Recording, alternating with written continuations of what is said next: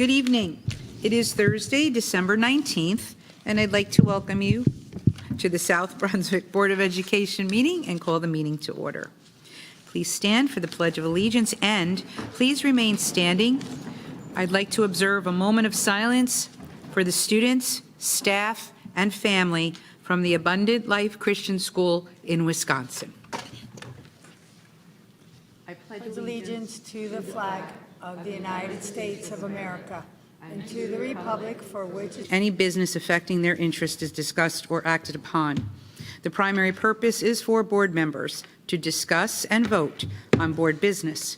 In accordance with the provisions of this act, the board secretary has caused notice of this meeting 48 hours prior, including date, time, and location, to be posted in the South Brunswick Public Library and the board office, filed with the township clerk, and communicated to the Home News Tribune and Star Ledger.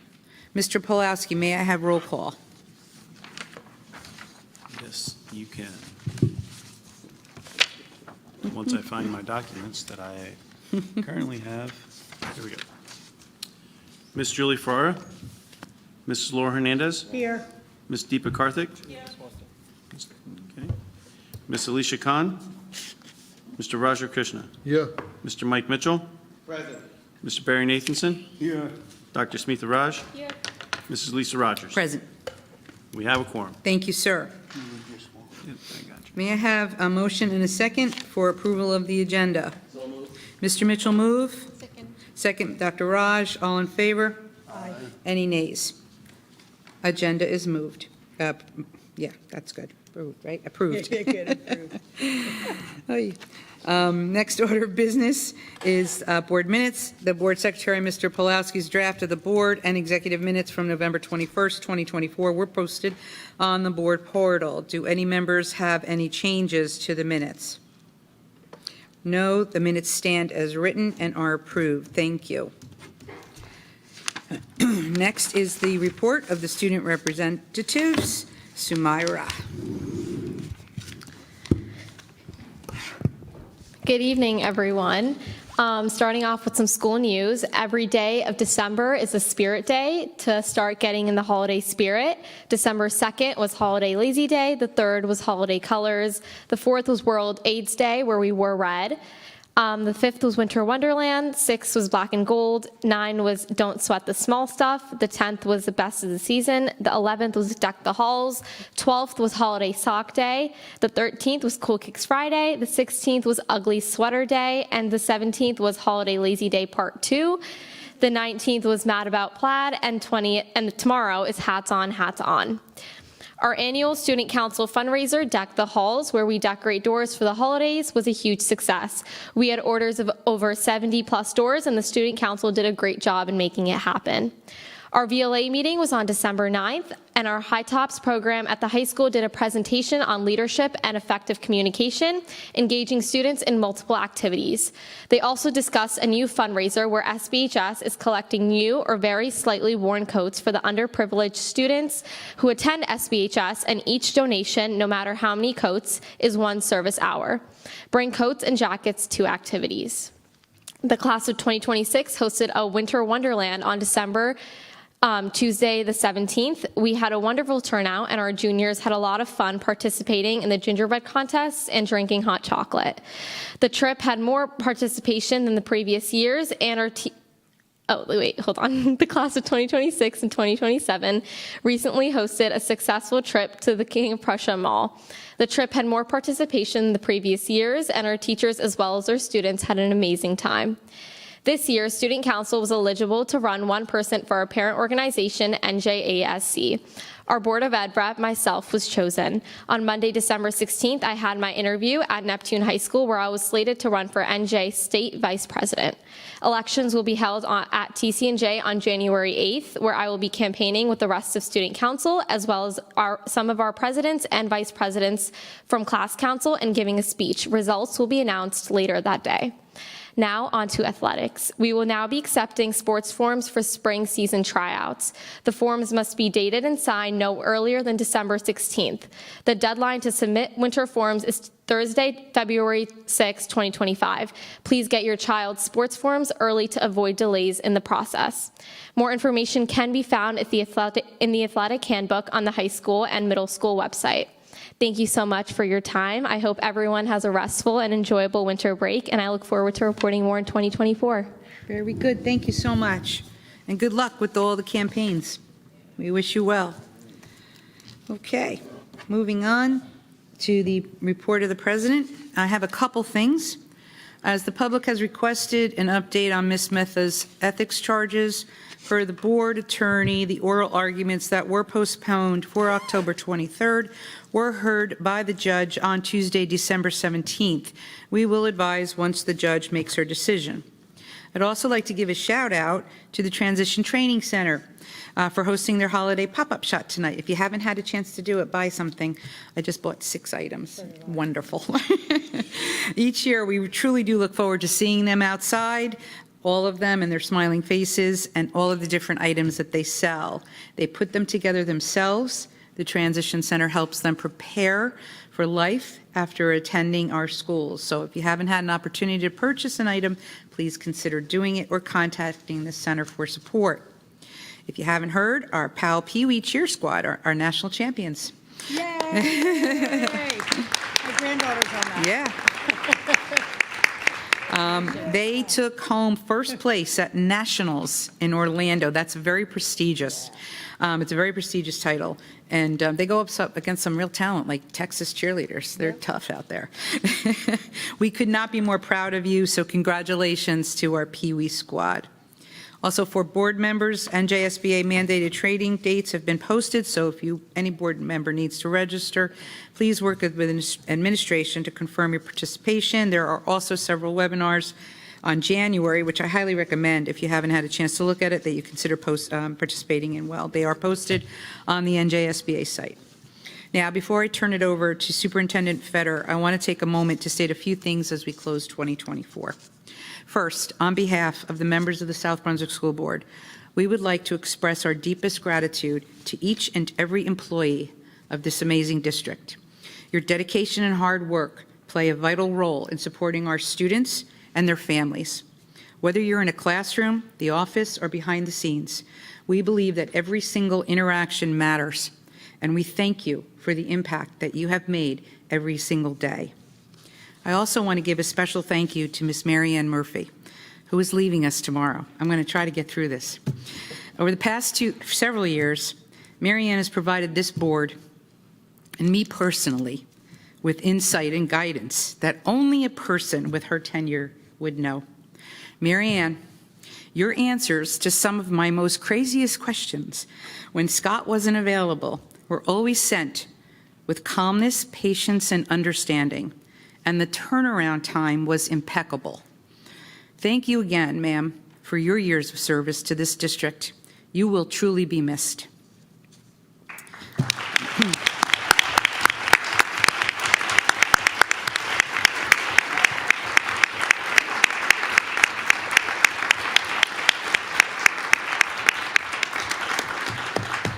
And then finally, it's been an incredible honor for me to serve as president of the board over the past 2 years. As we prepare to reorganize the board in January and select a new president, I want to extend my sincere appreciation for the commitment and the passion that this board has shown in support of the district's mission. I look forward to continuing our work together in the coming year, building on the strong foundation that we've laid and advancing our shared goals for the future of this district. Thank you once again to the members of this board for all that you do. And with that, I will now turn it over to Mr. Fetter. All right. Just so you know, I usually was available, but I just told Murph to deal with it. I believe that. Yeah. So I'm going to start off with first we have all these great students in the front here. This is our traveling choir, our traveling holiday choir. They were just at the board office this week, and now they're here to grace us tonight. So we're going to call them up in a little bit to sing. Welcome and thank you in advance. We know it's going to be pretty awesome. Next, there's a group of people here for some reason. I don't know why they all came. So if you can just get ready. I just want to start. So we've been doing a search for Indian Fields' new principal. And a bunch of the people, who are the people in the audience who are part of the committee? All right. So we met, we talked, tried to find the best candidate, and we found the best candidate, no question. We found an awesome candidate. And I'm going to call that person up to the mic. So if we could please welcome Mrs. Meg Berry.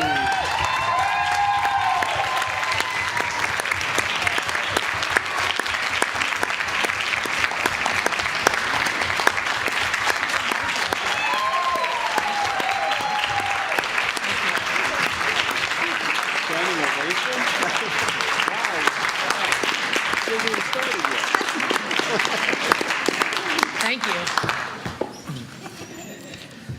If I had known the wardrobe was black hoodies and pajama pants, I would have won with that, because my kids wanted to know why I was so dressed up leaving the house again today. Thank you for this. Good evening, Board of Education, Mr. Federer, Central Office Administration, and Indian Fields community. I'm deeply honored to be named the next principal of Indian Fields Elementary School. I'm humbled to have the privilege of advancing in leadership within a district that embraced me with open arms and consistently provided me opportunities to grow. I'm thrilled to join an elementary school with an exceptional staff. You guys seem super fun already. I'm here for that.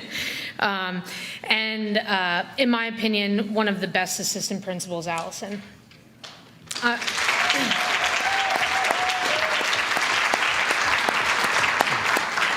I admire you as a person, and I'm excited to work with you in the near future. I want to express my heartfelt gratitude to Kim Bino. You're the reason I found my way to South Brunswick. You saw my potential, not just who I was, but who I could become. And I believe that I would be the right fit for this incredible district. I will always be grateful for the door you opened for me. To my family, thank you for your unwavering love and support. They're watching on Zoom. Hi, everybody. You're my motivation and my foundation. I worked hard not only for you, but because of you. I couldn't give my all every day without the strength and encouragement you provide. One of my favorite speeches is Man in the Arena by Theodore Roosevelt. It's a guiding principle in my life. If you look at my laptop, you'll see a sticker with the entire speech on the back cover of it. If you visit my home or my office, you'll see it on the wall. It reminds me daily of the courage it takes to step into the arena and to dare greatly. To the Indian Fields staff and students and community, I'm ready to step into the arena with you. Together, we will work hard, celebrate successes, and rise to meet challenges head on. I'm so grateful for this opportunity, and I can't wait to get started. Thank you.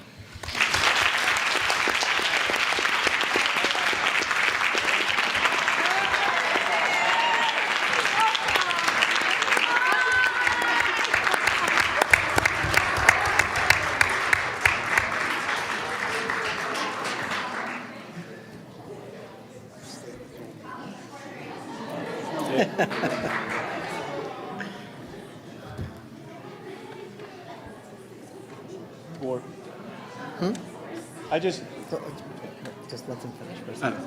yeah, Let them finish for a second. I will. No. Just wait.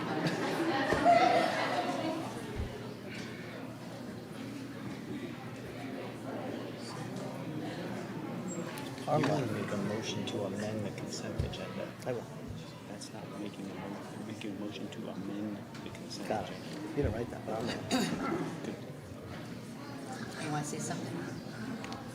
No, go ahead. He was going to tell me. You want to say something? No. All right, while the love fest over there continues, I'm going to keep going. Just note, none of us have ever had a whole group of people come and hug us before we even started, and some of my staff's in the audience. I expect you to wait until we're done, and I want hugs after this. Exactly. All right, next on my list, already spoken about from Lisa. As you know, Murph is retiring. Tomorrow is her last day of being present. Will not be her last day of probably tormenting me or me tormenting her. That will probably go on for a lifetime. For me, when I got here, Madeline Daniels here, Madeline Daniels came by today to say goodbye to Murph, so that was really nice.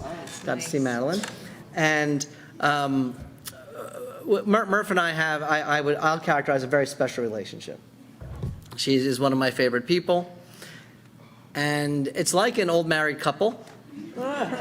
It's true. It really is, because I come in the morning and the first thing I have to do is greet my work wife. And I do that with a Murph from down the hall. And then she starts on me, did you drink your water? Did you bring lunch? It just goes on and on and on. And at the end of the day, on a day like today, so today, superintendent's report, my report, Murph writes this report. And every single 2 weeks, she asked me, starting about 2 days in advance, did you read my report? No, I'm not going to read your report until 4 o'clock on Thursday. Murph leaves at 4 o'clock on Thursday. It's my petty torment for her torturing me about the report. Then Murph concludes to put a bunch of things in this report that I'm never going to read. And she knows that, and she still does it every single time anyway. This is our relationship. It's built on pure torment, back and forth, and I wouldn't trade it for anything. But she's leaving.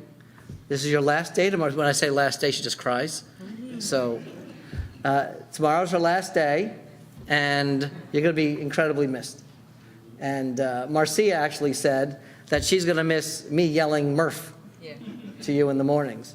But really, it's for someone to put in, was it 29 years of service, starting in different levels, being in different places, and it's a loss to the district. And so, Murph, congratulations on your retirement, and I'll see you tomorrow.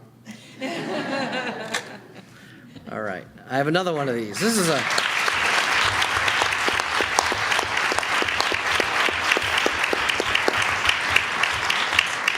All right, another one. Here we go again. Ready? Barry Nathanson. He's been a board member since 1927. He was shooting for 100 years. He's just going to miss that. Sorry, Barry. But Barry's been on the board for a number of years. Barry, how many years? Since 2001, 2002, something like that. 2001, 2000. Let's see if that's correct. Hold on. Let's see if we got that right. 2002, very good, to 2024. So 22 years of doing that. He was president from 20 to 21 during that wonderful time of COVID. Yeah. Congratulations on that. And vice president for different years before that. But Barry has served on probably every committee for multiple years. He is an avid, if you ever go to a football game, you'll see Barry sitting by himself on his chair behind the goalpost. And probably goes to every game, heavily involved in all kinds of things, always just the most positive spirit for this district. So with that said, Barry, you're going to be missed, but as you promised, you're probably going to take Ed Birch's seat right over there. Oh, jeez. And be sitting there every meeting and coming up and saying hi and sharing the world with us. And can't say enough about you, Barry. So thanks so much for all your years. I appreciate it.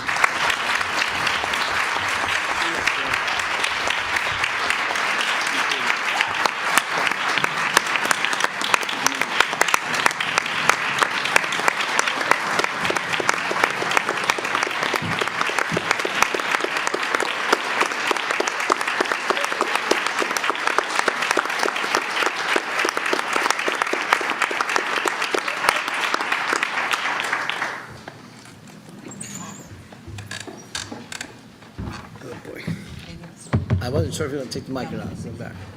So before I go on, Barry, Lisa would like to say a couple words. So.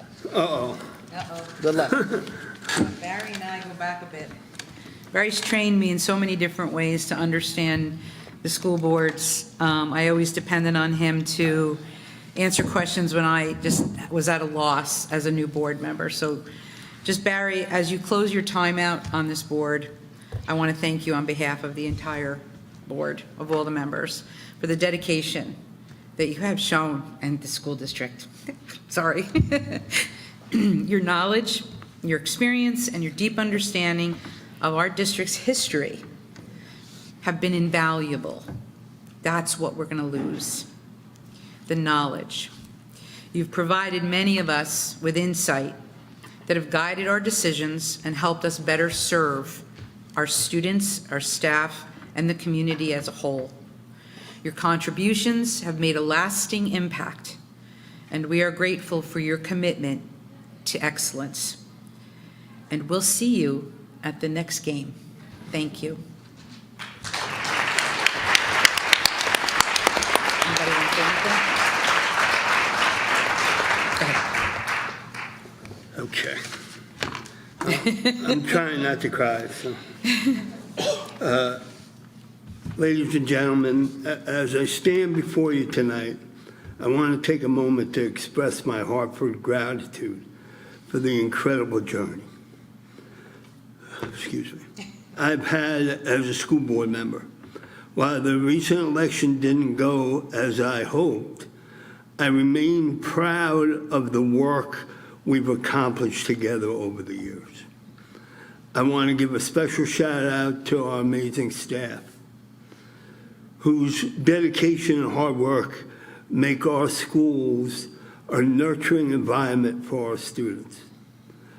To the parents, thank you for your unwavering support and partnership in ensuring the success of our children. And to the students, you are the heart of our mission. Your growth and achievements inspire us all. To the current board members, I encourage you to listen and learn from one another as you continue to serve our community. Although I may not be on the board, I will be in the audience at every meeting, cheering you on most of the time. And who knows, maybe one day I will make a comeback. Thank you once again to everyone, my fellow board members, our exceptional staff, and the parents and students of South Brunswick. I'll be watching closely and supporting you in every way I can. So just goodbye for now. There you go.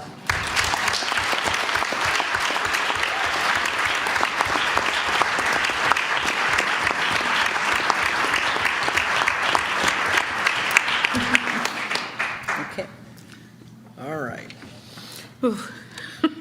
Quite a meeting. Okay, so before I move on, I'd like to amend the agenda, please.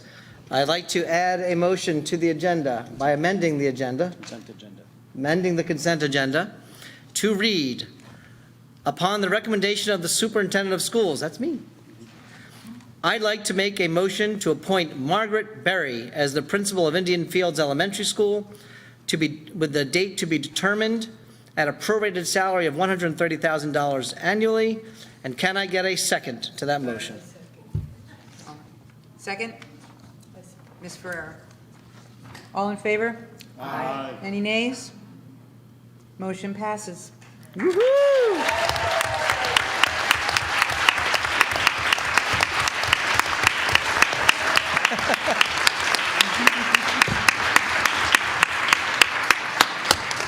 I'll close out just by reminding us we have homework-free holiday from the time we're done until January 6th, but nothing projects due, no tests till January 8th. We close as of tomorrow on an early release day, and I wish everyone a happy and healthy holiday and an incredible new year in 2025. Start changing those checks now, 2025. Yeah.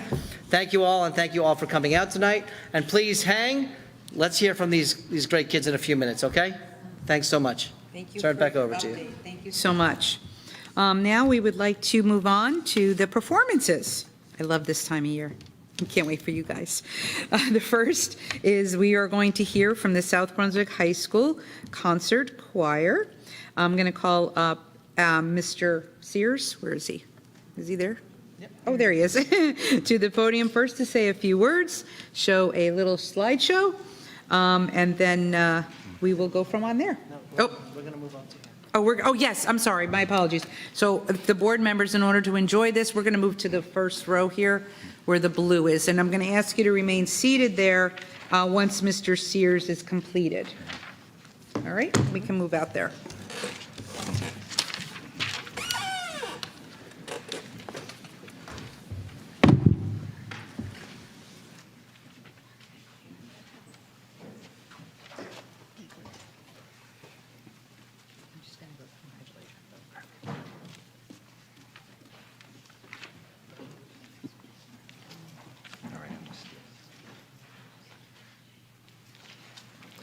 All righty, the mic is on. Good evening, everyone. We're going to start off by, and myself and our music program, just a small little car magnet. Go ahead and put this on the back of your SUV, your sedan, your truck, whatever you're rolling with. And this has a wonderful SBHS, and it has a little music symbol here. It's also a fundraiser for our PAPA, our Performing Arts Parents Association. But this is a gift, our gift to you, to just a thank you for all you do for us. We appreciate it. So everyone's going to get one of these tonight. It's up here on the table. So thank you. But we have so much more, and I'm going to try to get through it quick. But what I'm really here for is to share some exciting news from the high school performing arts department. And we're going to start off with the choir. Our South Brunswick High School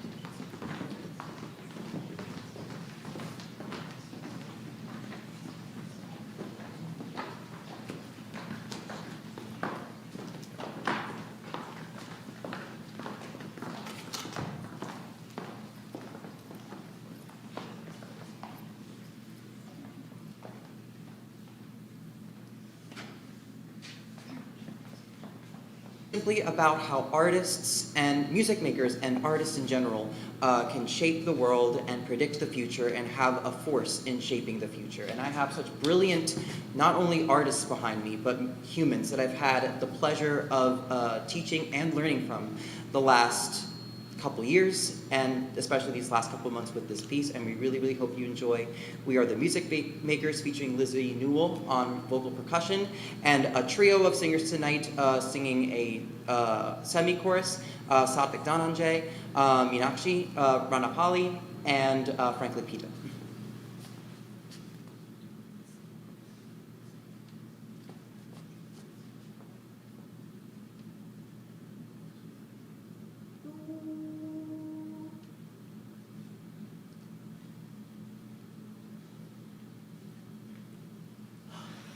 We are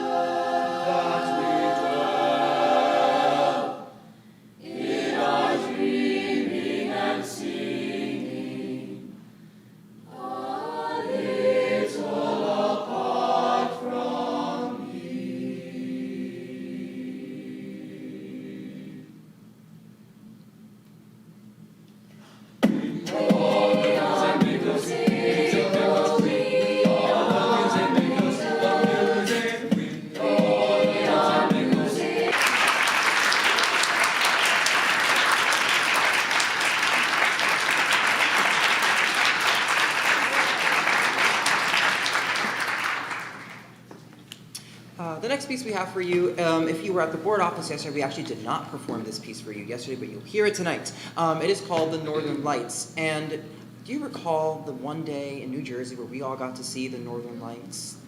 Wow. I didn't get to see it, unfortunately, but I actually got to see it through them. So I want you to really listen and just imagine what it was like to experience that light in the sky, if you were so lucky to see it. Northern Lights by Ola Yego.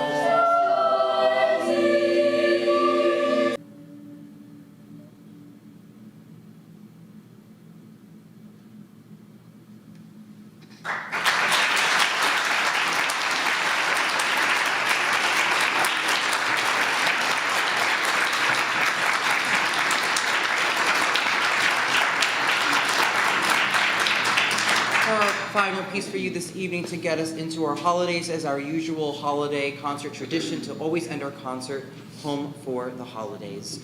And before we perform for you, yesterday we dedicated our wonderful performance at the board office to Mary Ann and to our retirees for a wonderful service to South Brunswick. And I'd like to extend the same, especially to Barry for his many years of service to South Brunswick High School. Thank you so much for being a music maker for South Brunswick High School.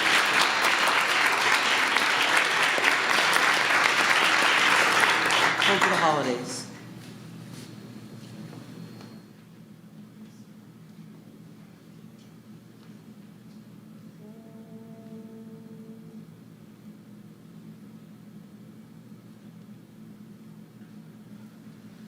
Home for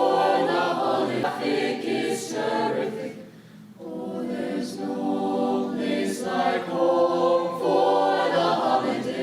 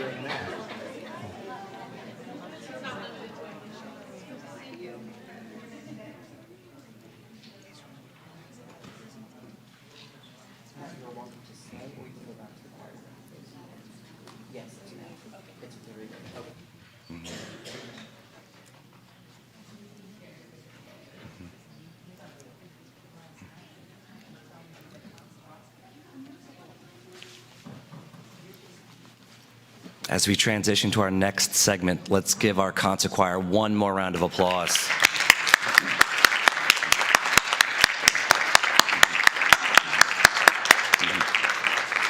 All righty, on to our South Brunswick High School Music Department honors. This is where we have a little bit of time to highlight our incredible South Brunswick Viking marching band season. And I tend to get excited and share a lot during these, so bear with me. Our South Brunswick Viking marching band had an incredible competitive season, presenting their 2024 show titled Hindsight, inspired by a quote from Steve Jobs' 2005 Stanford commencement address. You can't connect the dots looking forward. You can only connect them looking back. This quote inspired all aspects of the marching band's show this year. And the concept reminds us that only in hindsight can we see how our past experiences have shaped our journey and led us to where we are today. And further, while we don't really know what's ahead, we should be encouraged to live in the present, #district theme, Scott, and trust that the dots will connect in the future. Our competitive season is unlike many. We compete in Group 5 open class, which is the largest group, which means ensembles have to have over 95 students. I believe we're somewhere in the 120, 130 range. So we are in the largest group of competition, and we're in open class competition, which is the most rigorous from a rubric scoring when there's adjudicators at each of our competitions that the marching band attends. On the left, you'll see there exactly how the marching band is adjudicated in all of those areas: music proficiency, ensemble music, music effect, visual effect, color guard, percussion. All of those areas are being adjudicated real time as our students put on their incredible show that they put together. All right. On the right is our competitive schedule. And I've usually made this a script, but I want to kind of tell a little bit more of a story through it this year.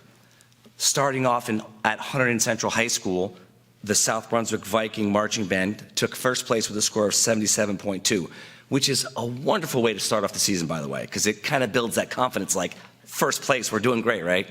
Then we went on to our home show, our South Brunswick High School Tournament of Champions. And I believe it's our 44th annual, by the way, where we competed in exhibition. So we perform, but we're not getting a score that's rated as far as placements with others. We then moved on to North Penn High School competition, where we got 5th place, a little humbling here, but got a score of 81.1, and our score continued to go up. Then we went to the Ludwig Musser Classic, which was held at MetLife Stadium, where we inched up to 3rd place, but got 4 or 5 points higher, 85.7. Now, this is the part where I'm going to pause for a second. Like any competitive sport or team, our marching band is no different. We're making tweaks along the way. We're listening to the judges and adjudicators' tapes. We're changing visuals. They're adding in more props. Their props are becoming more elaborate. They're painted different. They're adding little wings on the back of their uniforms. And they're putting new moves where they lean to the side. They're enhancing things after each competition. If you were at the Hillsborough High School competition, you would see some of that come into play because they got first place with a score of 88.1, further increasing their score. Then we went on to state championships, which were actually held at South Brunswick High School because our facilities are so amazing. Thank you, Board of Education.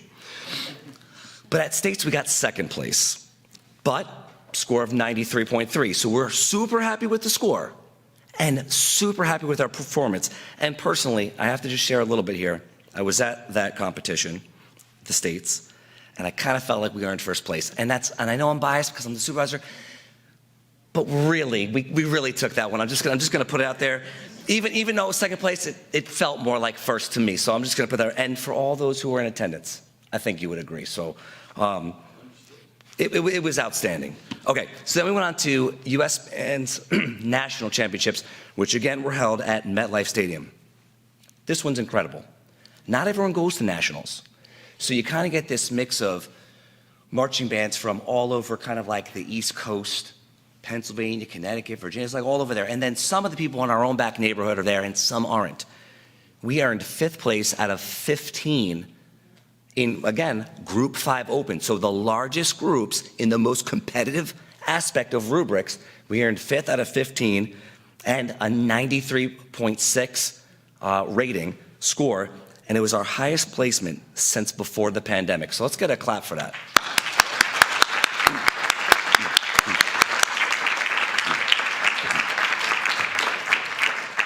In normal fashion, as a storyteller, I like to kind of go directly to the source sometimes. So I spent a little time with TJ and Josh, our directors, and I said, tell me kind of what your takeaway was from the season. And I'm going to quote them a little bit here. And here's what they both said. They said, this season our students overcame numerous challenges and celebrated meaningful milestones, showcasing their growth, perseverance, and passion every step of the way. And they also went on to share, we have a young band this year, almost 40% of the members being underclassmen. So the future is incredibly bright for the Viking Marching Band. That's their words. And what I say to that is, I agree, and bravo to the Marching Band. Thank you, directors. All right, next is kind of from me to you. This is kind of like a behind-the-scenes little look. This is what I like to call what most don't get to see. This is behind our high school, kind of where the buses lined up on the side there. And this is what I would consider is a warm-up formation in preparation for competition. That's our brass line, I believe, there. But something that many won't see in the behind the scenes is this.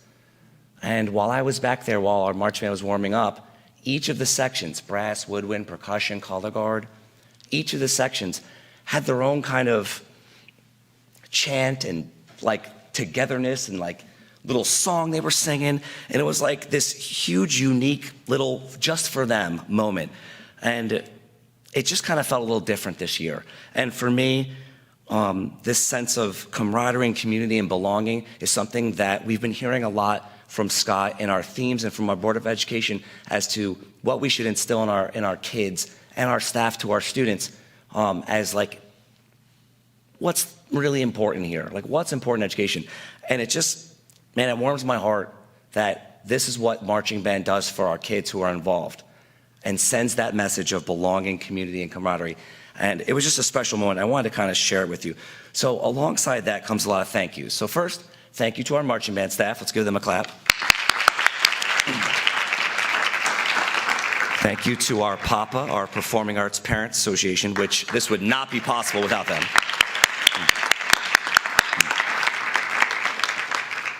Thank you to our students, who definitely would not be possible without them. But one special shout out, because I mentioned staff here in a thank you. And let me actually jump one more. Someone move my slides around. Here we go. Two of our staff members, our percussion caption heads, who work with your kids and our students, Jacob Ford and Kai Ronquillo, in conjunction with our band directors, they felt so strongly about our percussion section this year in the marching band that they submitted to present at our state conference for music education. And they got accepted. And listen to this. Not only did they get accepted to bring our kids, our battery, to perform there for other music educators across the state, but look at what the title is. It's Marching Band Percussion for the Non-Percussionists. So our staff, our students, are presenting to people who don't have the skills and what we have, which we value so much here in South Brunswick. And what a way to give back to the world of education and to others in our own backyard and to present at a state conference. It's just wonderful news that I wanted to make sure I was sharing. So our staff and our students are going to be presenting at the New Jersey Music Educators Association in the spring. So let's give that a clap.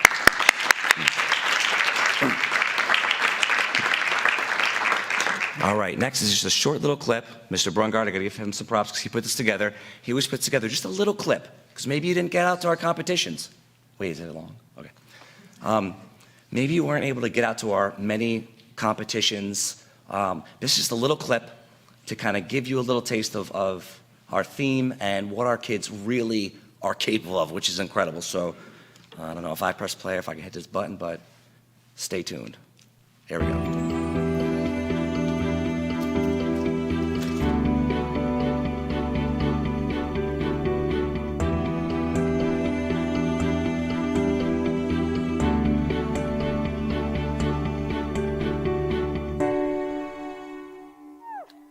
Connect the dots. You can't connect the dots looking forward. You can't. You can only connect them looking backwards.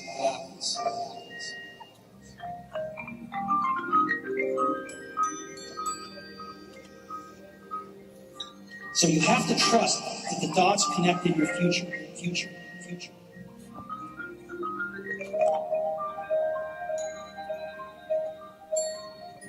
You can't connect the dots forward.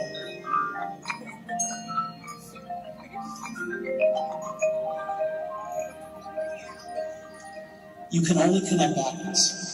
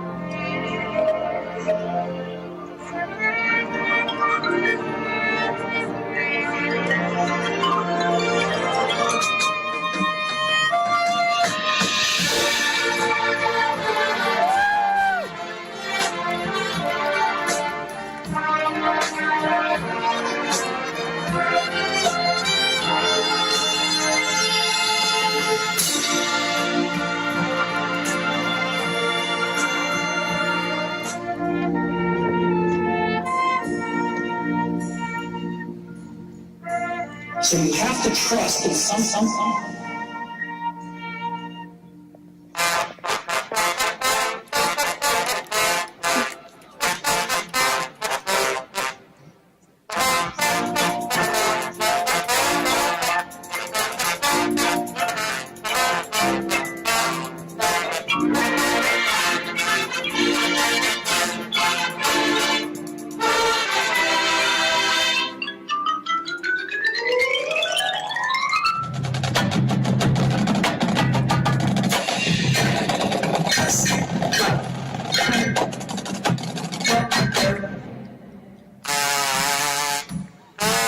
You have to trust in something.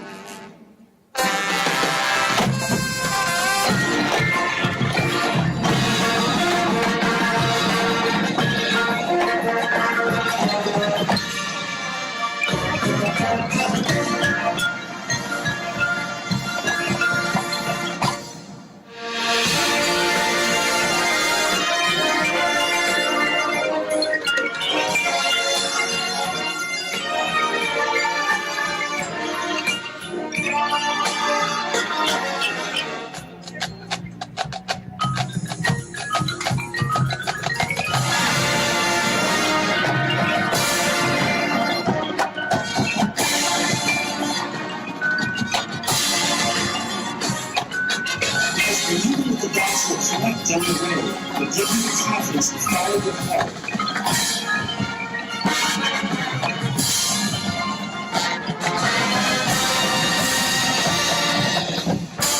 And that will make all the difference.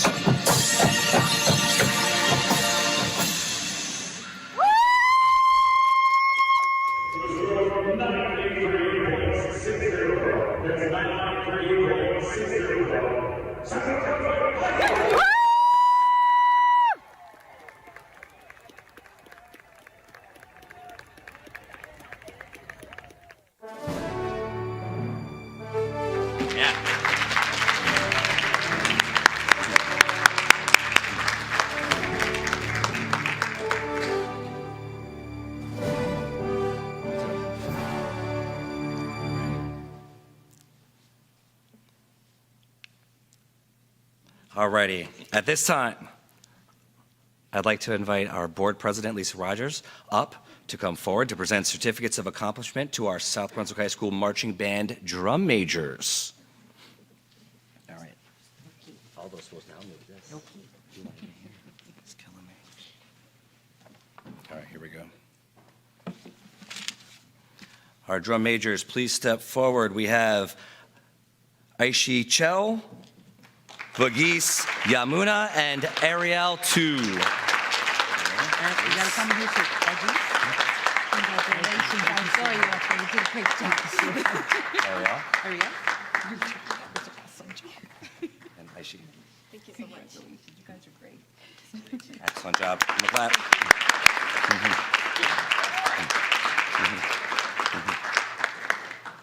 Alrighty, the next portion of our music honors is the students who have successfully auditioned into a region ensemble or all-state or all-eastern. And I'd love to invite up our directors, Mr. Brungard, Mr. Oldham, and Mr. Aranzula, to recognize their students who successfully auditioned into one of these honors ensembles. Come on up.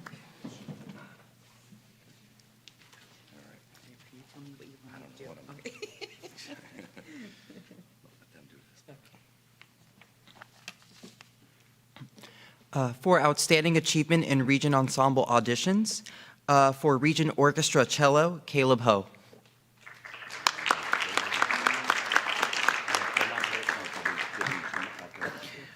For Choir, Satvik Dhananjay.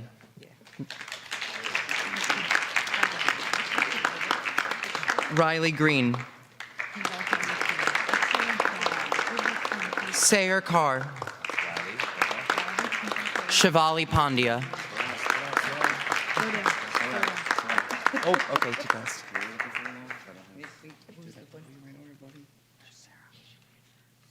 You're coming.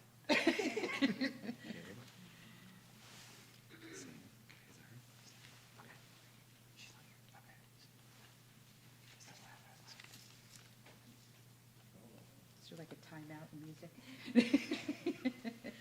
It's just a rest. It's a rest, right? We're in rest. okay. I don't know anything about music, I just like to listen to it. Hey, that's plenty. That's good enough. That's plenty. All right, here we go.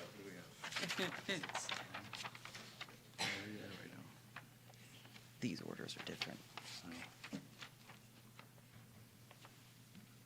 I did Sarah, and I did not get to these. I did not do those yet. She's not here. Okay. She's not here. Okay. Great. Moving on. Still choir. Franklin Pito. Oh, my God.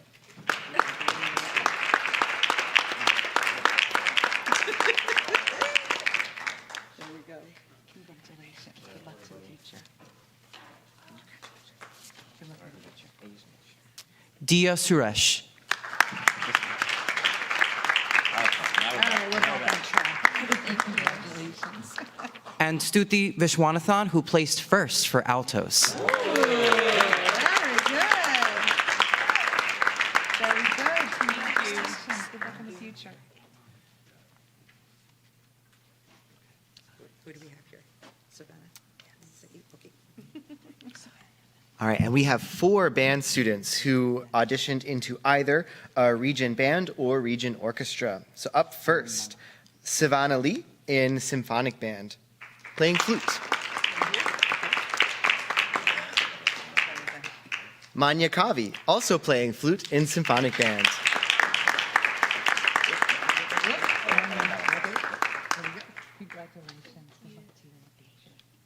Ria Gupta, playing bassoon in symphonic band and orchestra.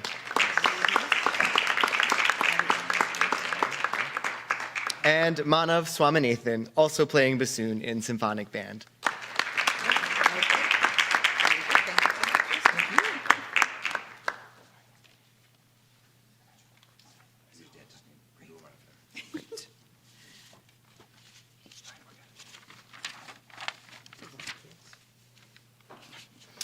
In addition to region ensembles, SBHS was honored to have students participate in NJMEA All-State Ensembles.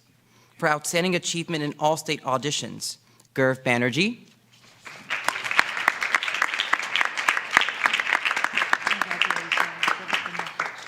Satvik Dhananjay, And you get 2. Riley Green, And you're 2. Sayer Carr, and Shivali Pandya. Oh, very good. Very good. And for the first time, we have students participating with acceptance into all Eastern Division ensembles. For choir, Gaurav Banerjee,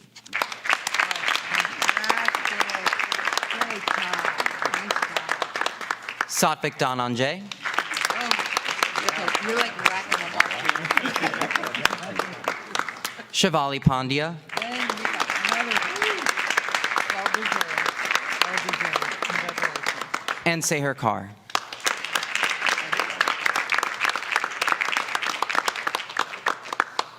Okay, very good. I know somebody else, you want to close it up? You want to close it I out? believe that's it.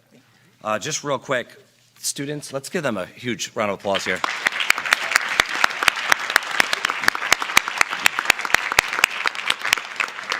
Just so that everyone understands, there's regions, all-state, and the requirement for being an all-Eastern is you can only audition or even be there from all states. You have to be an all-state first to even get into the all-Eastern. Is that correct? Yes.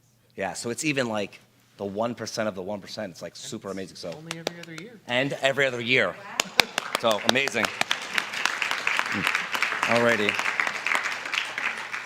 As we conclude our presentation, I just wanted to say thank you to, most importantly, our students, their families, our Board of Education, and our music department, just for all the support of our performing arts in South Brunswick. As you can see from the presentation tonight, it's really incredible. It's only incredible because of all of that support and us working together, and we really appreciate it. So thank you, and congratulations to all of our students.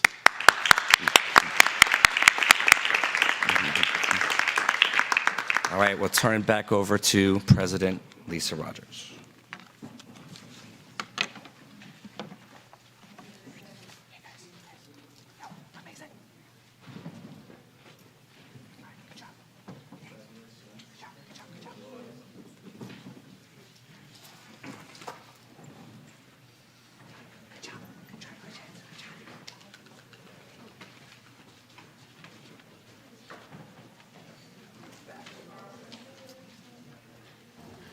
There we go. Thank you so much. To the entire music department, what a phenomenal, phenomenal group of children you have. And to the parents and to the Parents Association, the Band Parents Association, thank you, thank you, thank you from the bottom of our hearts for your support. The kids are amazing. It truly, truly is. It's my favorite time of year. Home for the holidays always gets me. So it was a beautiful presentation. So thank you so much. Okay, moving on. We are going to go on to our next presentation. Oh, by the way, Mr. Sears, I get to listen to that band every single night. My backyard is right up against, not right up against, I'm down, way down on Malcolm Farm Road. But I get to hear that every night, and my husband and I sit outside on the deck having coffee or whatever, and it's phenomenal because we get to hear it. So thank you for your treats. Okay, moving on, we're going to move on to the presentation that Ms. Blair Eisman and Ms. Jamie Bomer are going to present, the school safety report for the reporting period of period number 2, which is January to June of 2024, and they will also be including the HIB self-assessment report for 23 to 24. Thank you. Oh, Miss Jamie, that's right. I'm sorry. That's okay. Couldn't make it? Yeah, she's sick. Oh, I'm sorry. Yeah, Please she's pass on sick. our I will. thoughts to her. All right. Good evening, everybody. I'm Blair Eisman, Director of Programs and Professional Development, and I also serve as Anti-Bullying Coordinator with Jamie Bomer, Director of Special Projects. And unfortunately, she is not able to be here tonight. So I'm going to be sharing our Safe Schools report. We are required to report out 2 times a year specific information related to HIB investigations in the district. Also going to be sharing our self-assessment grades from last year. The state requires that we grade ourselves on HIB prevention programs, so we'll be sharing those. And then Scott's going to be sharing some school safety data. We are always reporting one reporting period behind. So we're talking specifically about January through June of last year.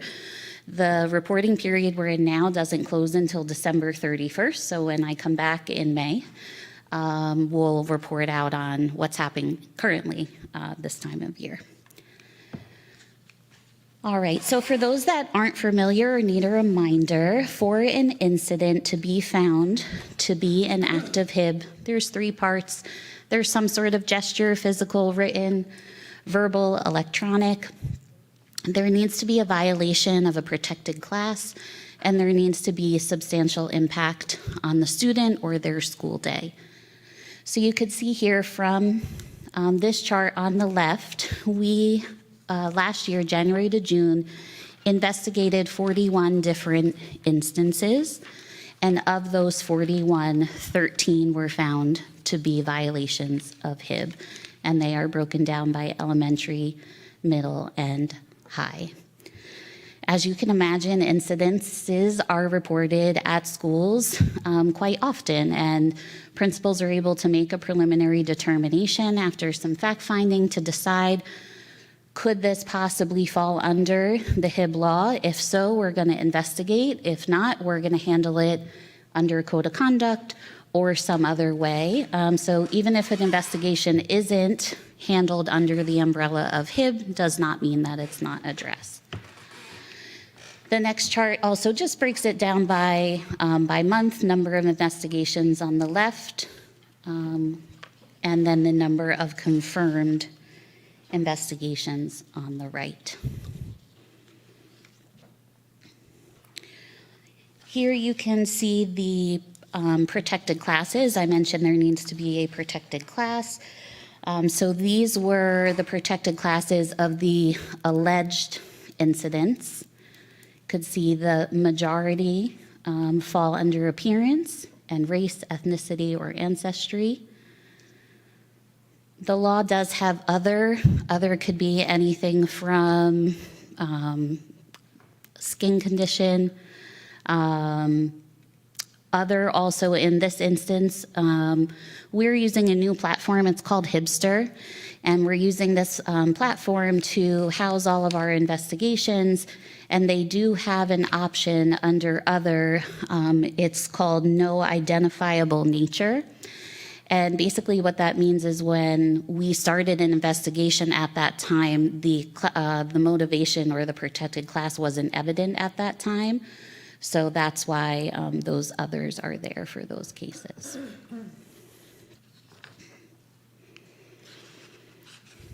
This is just to show you from 2016 to present for the second reporting period, January to June, kind of our numbers. This time last year, we investigated about 80 incidents under HIB. And this year, as we just saw, we're at about 41. So happy to see a decline.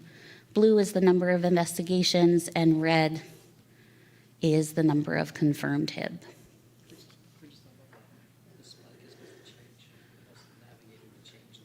Yes.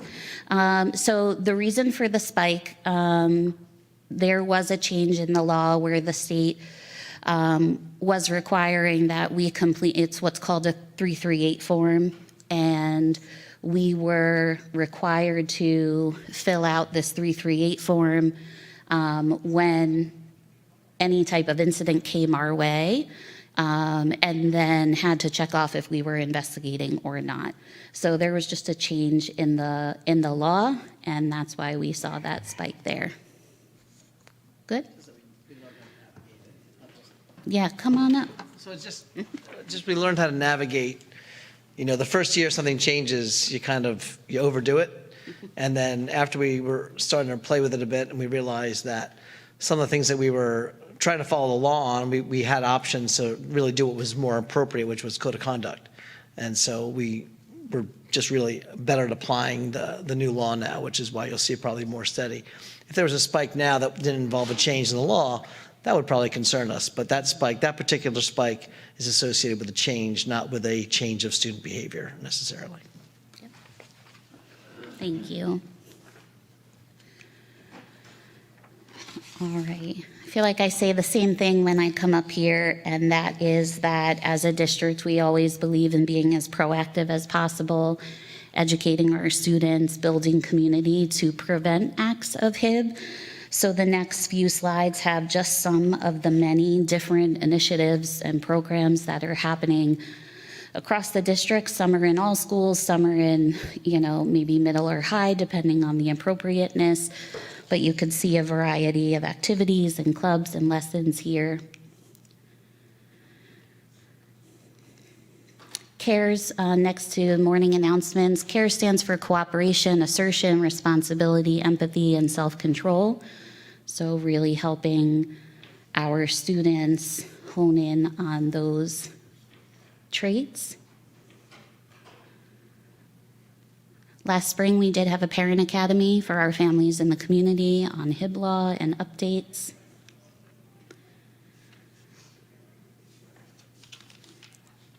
Communications with families. The last three there, Kindness Week, Super Friends, and Lending Libraries. Those are specific to Dayton and Deans, our preschools.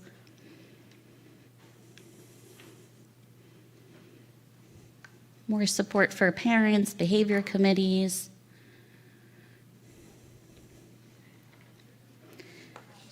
Everyone in the district truly plays a role in HIB prevention, but special thank you to our building and district admin, counselors, and our anti-bullying specialists who really lead this work. So thank you to them. All right, as I mentioned when I started, we also do have to report out on our results of the HIB self-assessment that we did for our programs specific to HIB for last school year. Purpose of the assessment is for us to reflect on where are our strengths in this area, where might we need to improve. The assessment does have 8 core elements, which are up there for you. So these are the 8 different areas that we are scoring ourselves on, and there are a number of indicators within each element. This is just the first page of the self-assessment. It's just a brief 35 pages, and It is available online, and I could share if anyone wanted to see it in its entirety. All right, so we are going to move to the grades here for last year. They wouldn't fit on the slide, so we put them, Jamie actually put them in a spreadsheet for us. So you could see across the top each core element, a reminder of what they are, and then the maximum points that we can score in each of those categories. So I'm going to give you a minute to look at that, and then we're going to talk about where I know everyone's eyes went to immediately.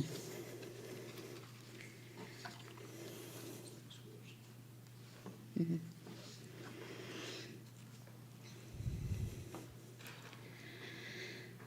So you'll see there Dayton and Deans, which last year, 23-24, which what we're scoring ourselves for, that was the first year that they moved to buildings that are solely preschool. Prior to that, they were part of Indian Fields and Brunswick Acres. So the Anti-Bullying Bill of Rights talks about HIB policy for kindergarten through 12th grade. So when we submitted our grades for the 23-24 school year, we were asked, what about Dayton and Deans? And so we explained that they are solely preschool buildings. Policy says K-12. They responded that they do need to be scored. The good news, Megan Plummer and her crew have already been doing so much work. I wouldn't call it HIB. It's developmentally appropriate for preschool. They're talking about kindness, how to be super friends, how to build community. So we did score ourselves using the state assessment based off of the work happening at Dayton and Deans. And although plenty of amazing things are happening for our littlest learners, we did fall short when looking at the state assessment. So I'm just going to share with you so you could kind of understand the why. So in certain areas, we had to score ourselves 0. There's an indicator under element 1 for not having a school climate team. Dayton and Deans, they do have a team that meet regularly to reflect, talk about programs and planning of events and things like Kindness Week and their training on the pyramid model, which is their SEL program. But they technically do not have a school climate team, so we had to score ourselves a 0.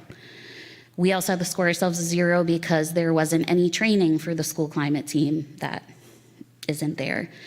Element 5, we had to score ourselves a 0 because we did not appoint an anti-bullying specialist to Dayton and Deans for preschool. And then we had to score ourselves a 0 because there wasn't a meeting between the ABS at Dayton and Deans and anti-bullying coordinators. Under element 6, we could only give ourselves 1 point because although we have a process for reopening a case if we get new information, there weren't any cases at Dayton or Deans to reopen, but we weren't able to give ourselves anything higher than a 1. Element 7, an indicator there, we also had to give ourselves 0 points because there was no evidence that we reported information on HIB cases to parents, but there weren't any HIB cases. So those are just some, and hopefully that helps you explain the difference in numbers. Megan, Jamie, and I have met to talk about what we're doing moving forward. So we do have some plans in place that we'll be able to report back when we come back in May. Oh, sorry, Reggie, can you go back to the other slides? Thank you.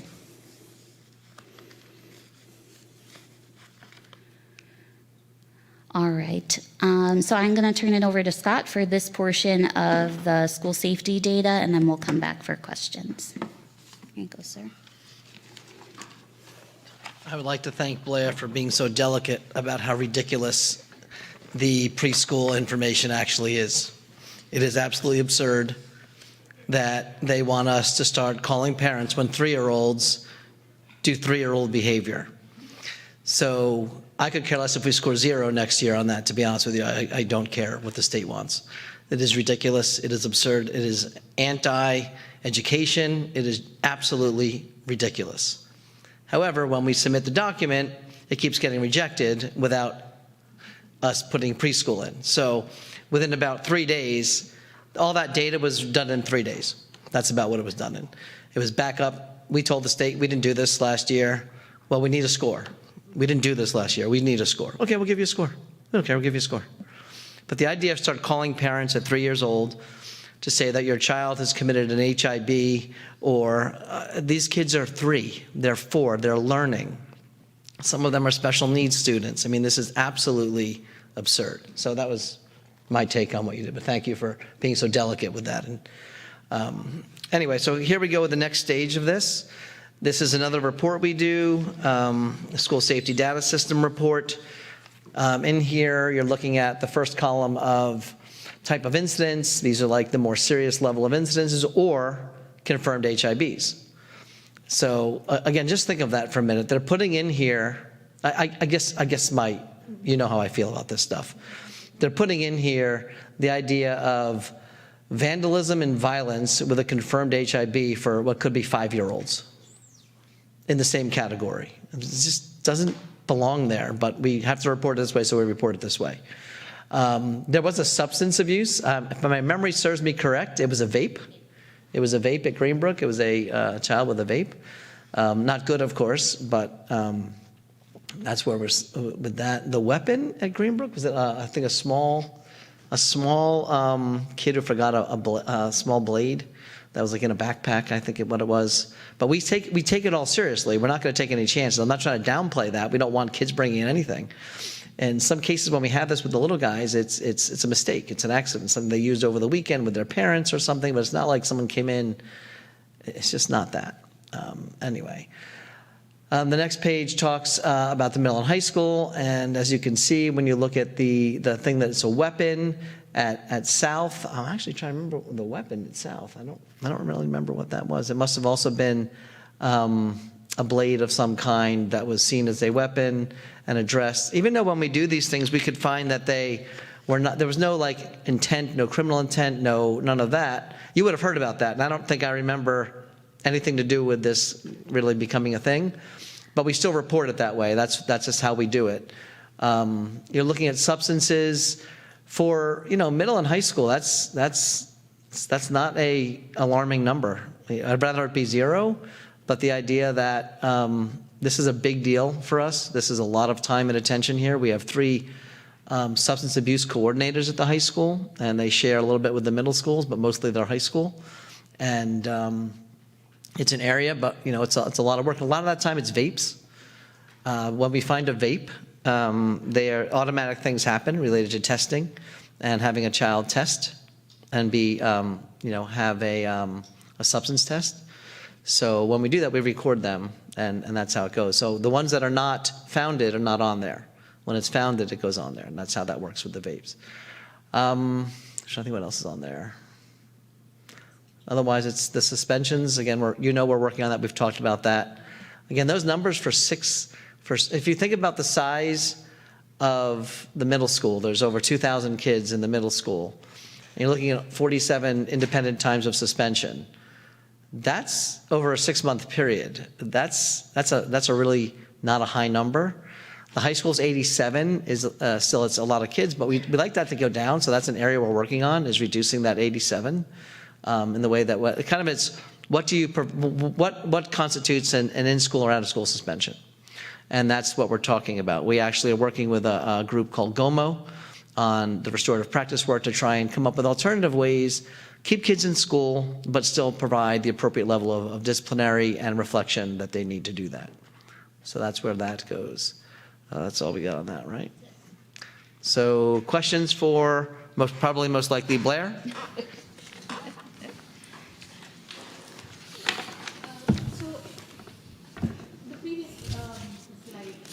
Category called others, right? All the while I was thinking that there needs to be the others category. The protected class, I was assuming should be obvious in order to qualify as a HIB, and this is others, and I'm not really sure. Well, these are alleged, so these were what we investigated. Not all of them were actually found to be HIB. Oh, this was just the investigation? Yes. Okay. It's important to add, sometimes the reason it's not found to be HIB is because there is no identifiable Yeah. protected class. Right. And therefore, even though someone made the claim, until you go through the process sometimes, you don't get to that spot. Okay. And so okay. those 6 were probably not Oh, found these in were that. They were. investigations. I Yeah. missed the investigations part. And the other, and if we can go back to the other slide. So vandalism and violence, elementary level, what could that be? Fist fights, kids beating up each other? What could that be? Fortunately, we don't have that many kids actually beating up each other there, which is good. I mean, because that Yeah, does I mean, happen. that's And good, I'm but not saying we then- never have it. We have had issues. But yeah, so it could be that. Vandalism is pretty much vandalism. They could, someone could, we had vandalism once at the high school field where someone drove a truck Yeah. causing a ton of damage. That's vandalism. Someone could do damage, break a window right on the bathroom, things like that. That would be vandalism. Violence could run the gambit of things. But also, HIB confirmed, remember. So HIB confirmed is in that same column. They might not have even been that. Oh, it's. That's what I'm saying. The problem with the reporting system Yeah, is they put it's- HIB confirmed with violence and vandalism, It which sounds so HIB serious. might be, but it might not be. Mm. You know, vandalism, writing something horrible about somebody on the wall would be vandalism and possibly an HIB, right? And if it's an HIB that didn't involve violence or vandalism, it still falls in this column. So. Yeah. No, those are the- Does any board member have any questions? To my left or my right? Ms. Ferrera? Oh, I just wondered about the suspension figures. Like, do we know, are the majority of them in-school suspensions? Or is there data to reflect? Yeah, I don't actually have that with me. I can definitely get that for the next board meeting. Okay. Oh, shoot. But we do have might data just- exactly on, we can disaggregate that suspension in any way by reason, in school, out of school, Right. demographics. We do all that. Right now, we're in the middle of actually creating reports Okay. on that specific information to work with our consultant. That was one of the areas that we are disaggregating. Suzanne is working on that with Mike Moore on producing all that data. So we can definitely, Suzanne, if you can remember, if we can provide that to the board once we provide it to GOMO. All right, so we'll send that out to you guys. Thanks. You're welcome. Kipa, Ms. Karthik? Yeah. So, are we reporting all sorts of incidents in this particular report? In other words, let's take a hypothetical situation, like if there is a little group fight that's happening in a hallway, that kind of a thing. Does that get reported here? Yeah, a group fight would get reported, yeah. And that would get reported under the school safety report, correct? Yeah, and Genesis converts to this. Say it again, I'm sorry. That gets reported in the school safety report, correct? Yes, a group fight would get reported. Okay. I just wondered, because, Yes. it's not a HIB, but it's like an incident that's happening in. Right, so, again, the problem I have with this particular report is they put it in together. It should be HIB confirmed on one column and violence and vandalism, or even disaggregated that even, they could do that. Because they're very different. Violence and vandalism are very different in your mind, right? Vandalism could be spray painting, and violence, to your point, could be 4 children ganging up on one, Could right? be, And it would show up in the same as a confirmed case. Got it. Okay. Yeah. Anyone else? Great, so just a couple things. First, thank you to the staff and the specialists, the HIV specialists. There's a lot of requirements that the state puts on you guys, and the paperwork is immense, so thank you for that.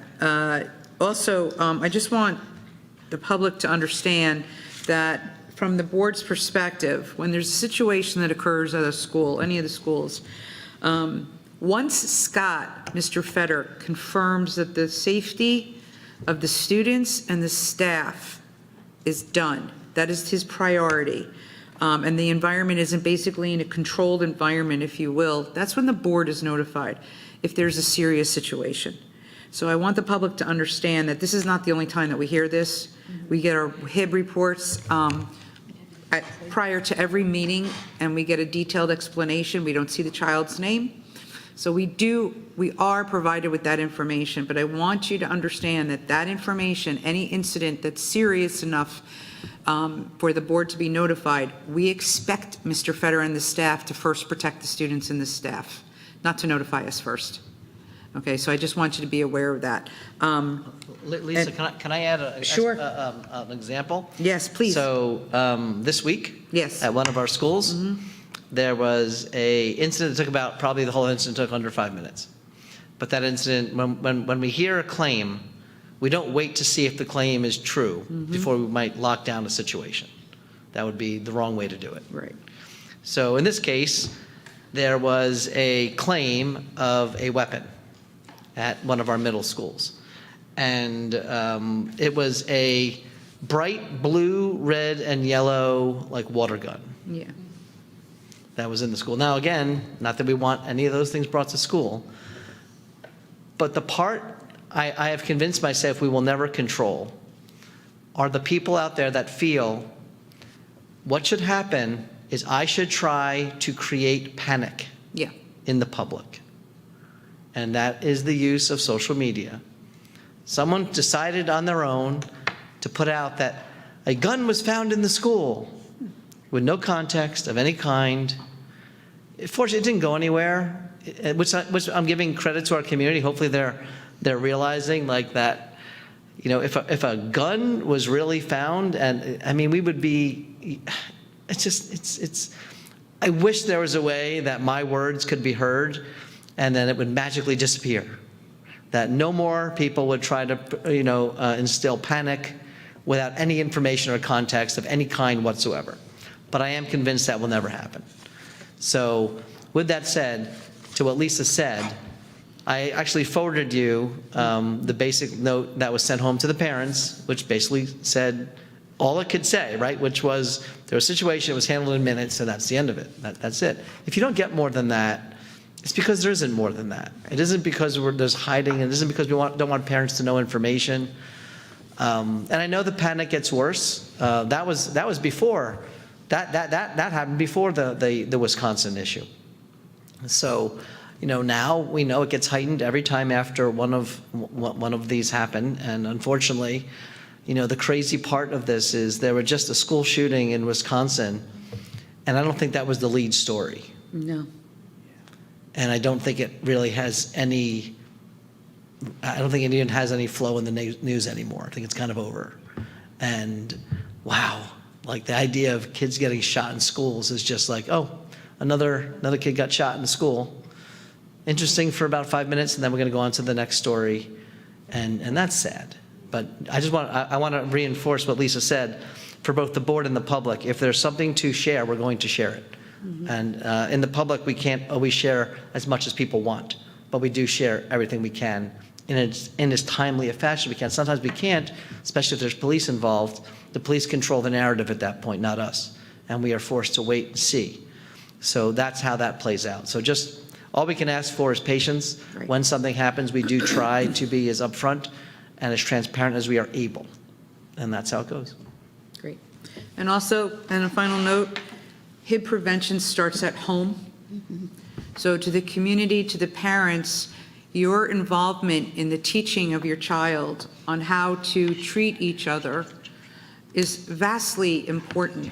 You have an impact on your kids. So please take a moment and think about how you maybe teach your child of HIB prevention. And if there's any further information that you need to support you, go to the principal, ask the principals of the schools for guidance, what you can do, what you can say. It really does go a long way.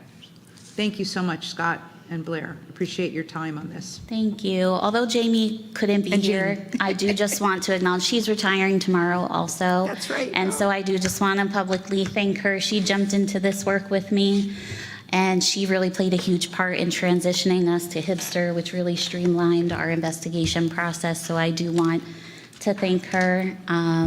Peter, our team, will join me in the spring when we do our second report, and looking forward to working with him in this capacity. Barry, thank you for your service. Marian Murphy, there aren't enough thank yous. I adore you. And happy holidays, everybody. Thank you, Blair.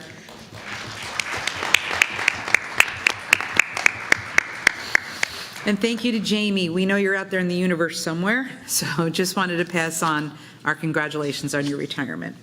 Okay, and thank you again, Mr. Fetter. Moving on, we're going to move on to board committee and liaison reports. So we will start with finance for any update. I know.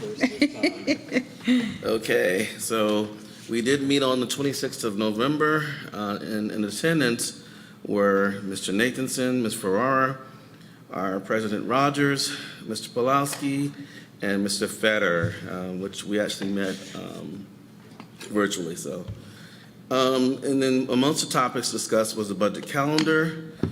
We also went over the second question funding and had a little discussion about that. Mr. Pulowski provided insight regarding the next steps with a failed second question.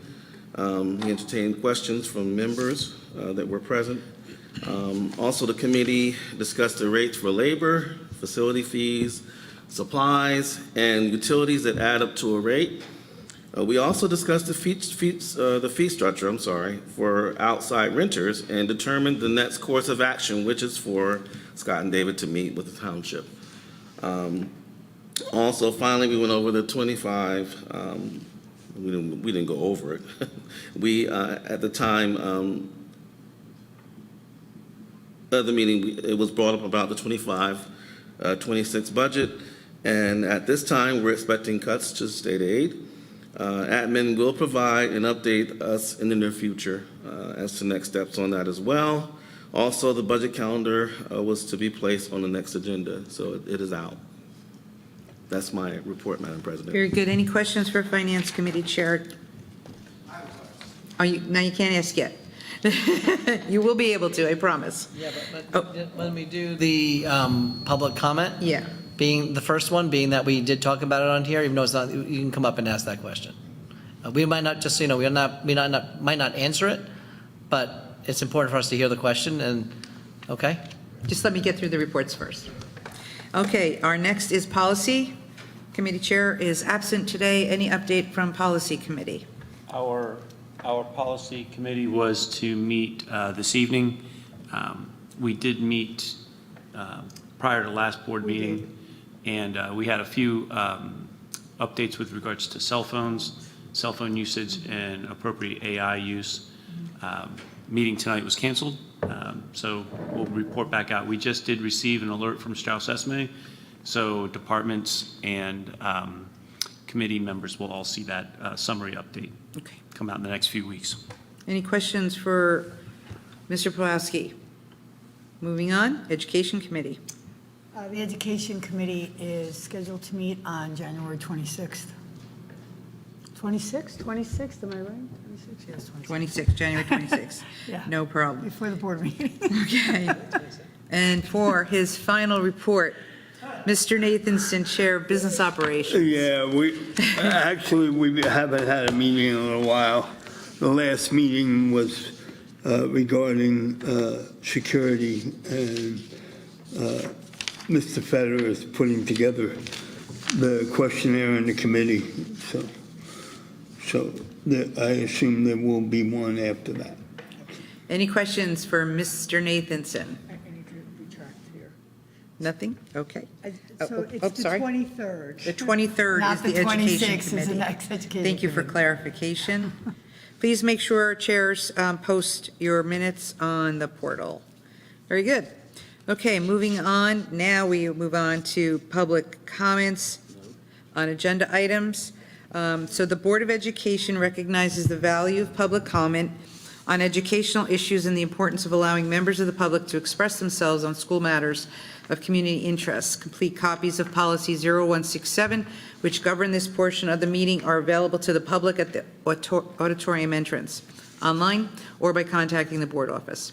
To permit the fair and orderly expression of comments, we ask that participants be recognized by the presiding officer and preface comments by announcing his or her name, place of residence, and group affiliation if appropriate, and by completing the sign-in sheet. Please print legibly, or we may be unable to document your name for the permanent record. Mr. Pulaski, any registered voters? registered speakers. We have some students who would like to speak during this public comment section. We felt it most appropriate. So if I could have Dia Suresh up to the first public comment to speak in her group of affiliates. Are we giving them more than 3 minutes? Wait a second. Are we giving them more than 3 minutes? See where they go. Okay. Well, I just want to make the statement, that's why. Not the 3 minutes. Okay, I just was checking, that's all. No. Not Marcia. She's got 2 more years. Marcia's got 2 more. That's just Mary Murphy. Hi, I hope everyone's having a great evening. We'll try to keep this short. My name is Meghna. My name is Ketan Akasapati. My name is Arushi Patel. Hello, my name is Urja Kandale. Hi, my name is Ishana Dudi. Hi, my name is Dia Suresh. And we're Beyond the Burnout. Beyond the Burnout, yeah. Thank you. We're part of a mental health promotion for HOSA, and our goal is to create a Spirit Week with our advisors, Ms. Donna Marine and Ms. Perry Orlando. And our campaign is trying to help people recognize and prevent burnout. And as students that have experienced burnout before, we would like to help people do this. Our first step in improving mental health of everyone is unity. So we would like to implement a district-wide Mental Health Spirit Week on the week of January 27th to January 31st, as January is Mental Wellness Awareness Month, and this week is also a month where many students will be overwhelmed by midterms and tests and teachers in grading them as well. So everyone is just working very hard, and it's just, they'll feel very stressed, and we hope that this Spirit Week will help everyone be uplifted by uniting them and overall make them feel more motivated. Our Spirit Week is meant to bring students together, but not only students, we also want to bridge the age gap between teachers and students. And this Spirit Week allows us to do that because everyone can participate and everyone can be united in the face of burnout. So on Monday, students and teachers dread the long week ahead and the stress that comes along with it. This is known as the Monday blues. And to combat this, students and teachers will wear warm colors like red, orange, and yellow to stand up against the most dreadful day of the week. And to battle the blues, we must stay warm. So as Tuesday arrives, students are finally relieved to overcome Monday, and by matching their clothing and twinning with a friend, they can basically just unite, and they can put on a stance that we are preventing burnout, and it can overall just highlight the importance of having a support system. So to win, be a twin. During the middle of the week, also known as Hump Day, it's important to be strong and show awareness for something that people struggle with every day, anxiety. Since teal represents anxiety awareness, teachers and students should show support for their peers by wearing teal clothing. In order to heal, wear teal. I like that.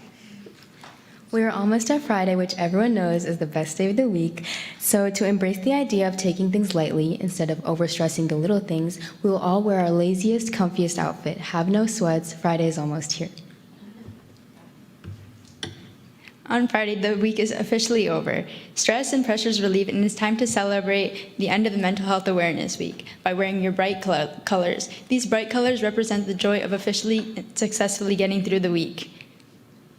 Burn bright, not out. Thank you. Good. Good job. Stay right there. Don't move. Does anybody have any questions? I have a quick question for you. Are you just looking to do this at the high school level, or are you looking to do this to bring it down to elementary and middle? So we were planning to do it at a district level so that it brings more awareness to anxiety and stress and burnout just all the things that affect the mental health of any type of students, elementary to through high school. Are you going to include the parents? Because we're pretty stressed. Whatever you want. Well, you know, that, Mr. Federer has a tagline in most of his, it's all of his district communications, and it's being present is a gift to yourself and others. And I think that being present, going through things that some kids are going through, is extremely important to help others get through what they're going through. So I commend you all for bringing this to our attention. And we will take a look at doing what we need to do to support that. So hopefully, let me just ask Mr. Federer a question. Do we want to have anything at the next meeting saying that we can move forward with this, or you have to look at this further? Yeah, so what we'll do is I'll speak to the schools and see if that week works, if there's anything that's conflicting, everyone's thoughts, get their ideas, and then I'll be able to get back to you. One of you did email me, I believe. Can you so the best thing to do is send an email tonight, but hit schedule send, so it comes to me on January 6th. That way you don't have to remember to do it, but then I'll see that like around 8 o'clock in the morning on January 6th, and then that will trigger me to make sure that I follow through, and then get back to you on that by that week. Fair? Yeah. Okay. Yeah, once Mr. Federer does his administrative stuff, then he'll bring it to us, and we can then go ahead and make a decision. But I appreciate, the entire board appreciates what you've done tonight and brought awareness to a very, very important subject. Thank you.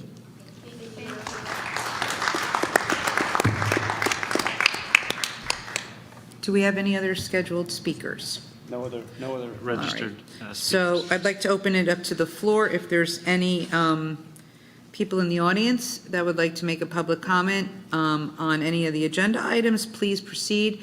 If you can, just a couple things. So there is a 3-minute time limit. Mr. Pawlowski will give you about a 15-second wave. And if you could just announce your name, who you're affiliated with, and if you don't mind, just spelling your name so that it can go on the permanent record. Thank you. Let me make this higher. Hi, my name is Aditya Patel, spelled A-D-I-T-Y-A, last name P-A-T-E-L. I am a senior at SBHS, and one thing I just wanted to bring up to the board was the idea, which is something that I'm seeing personally from my end. I think I'm someone who relatively, has some credibility in the fact of, just being aware of school policy, budget policy, district policy. I was elected, president of JSA, and now it's called South Brunswick Debate. And one thing I kind of wanted to discuss was the idea that I believe our students are not really, too aware of the budget situation that happened. I mean, last year it was a huge thing. I mean, we had, students, who came here, and also we had students, who were talking about how we should email some legislators, and I feel that this year that attention is, pretty much gone. And, I'm asking people in the history clubs, asking people, who are very intellectual, very qualified, and, to know all this stuff.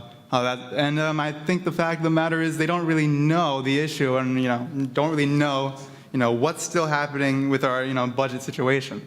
And I really think that, what's the solution to that? I believe that the Board of Education should send an email or, to the principals, and I believe the principals should be sending that to all our students and parents, so we really know what's going on. Because the fact of the matter is, even teachers, when we were talking, they don't really know as much as, at least I would say, is appropriate, considering, last year, we're looking at, I believe, if I'm not mistaken, a $6 million cut.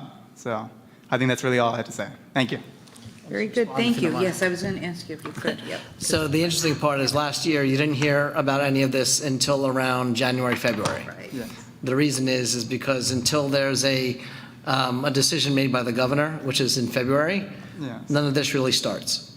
Okay. So there is nothing new since the last presentation I gave in July.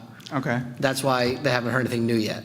So there's the process that happens is the governor gives an address. Okay. Within 2 days after the address, they have to provide us with our state aid numbers. What I did announce at the end of last year, which is no different, is that every year with a 2% cap on the budget, you start with a deficit every year, no matter what happens to state aid. Okay. What we don't know yet is what are we really looking at yet. Right now, there are funding bills in place. There are meetings happening. There's a lot going on, but nothing to report other than to say there's a lot of stuff going on that has no actual staying power at this minute. In other words, there's no bill that's changed anything. Okay. There's nothing yet, but unfortunately, I pretty much were promised that come January, February, depending on how things move, we'll be right back in the mix again with reports, letters home, and all of that. But just, so it's not that we have kept anything out. Okay. There's nothing new to report. And last year, you didn't hear a word about this until probably around February. So it just feels like that because you heard so much, like over a short period of time, like for Yes. 4 or 5 months, this is pretty much all I talked about. Yes, yes. And then what happens, it goes into a lull because the legislature stops. There are recent bills, but again, like I said, nothing's happened yet. Okay. And until that happens, it's kind of hard to tell people, well, we don't know what to tell you. So right now it's status quo. The 2% cap still exists. Nothing has changed.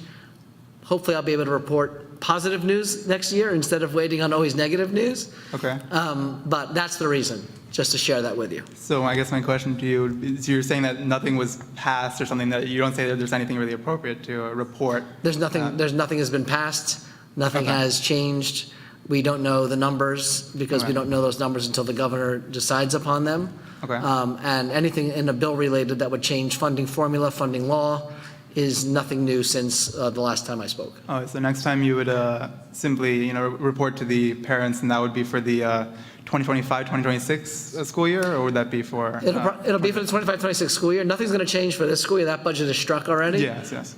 But a lot goes into the preparation for the 25-26. Okay. It's just we can't really start until something in funding changes or we get state aid numbers. So the process is always like a late January, February through generally May. Last year it went all the way into July. Understood. But usually it's over by May. We've struck the budget, we've shared the news, whatever is happening has been out there. This year we're also going to be looking at a survey specific to certain categories in the budget. So we can get from the community what the value prioritization. Okay. So, but that's when you'll see a letter from me. And I don't have to send it to the principals to send out. I can send it out to actually everybody to keep it nice and clean and know where the information goes. Understood. All right. All right. Thank Thanks so much for coming out. you. Yeah, thank you. Just a really quick point. I think what you brought up was very, very important, and I commend you for doing that. We do a board's corner every month, and we attach it to Ms. Murphy's letter that goes out on Thursdays. I was actually going to speak to Mr. Fetter about this for January, because the budget process will start to kick off, to show the community not the process necessarily, but the calendar, so that people begin to understand the process and the timing behind the budget process. So I think your point is spot on, and it's very timely. Yeah, I think one thing I just propose maybe some a little bit more simplicity. Obviously, I completely agree with it's just more reporting knowledge. the entirety of the thing, but I think maybe just a little bit more simplicity in the emails will help with our students. Just kind of being more aware of what's going on. I think it's great. Thank you. Appreciate that. Lisa, just to follow up real quick with this, because you skipped over liaison. I was at a 2-hour meeting with. One second. Let me just back that up. Hold on. So I did not go to the liaison, so I do have to do the liaison report. Okay. So I do apologize for that. I did skip that. So if you could just hold on for 1 second, I just want to close out the public comments. Just 1 second. Okay. So thank you. I appreciate it. Is anyone else in the audience that would like to make a public comment?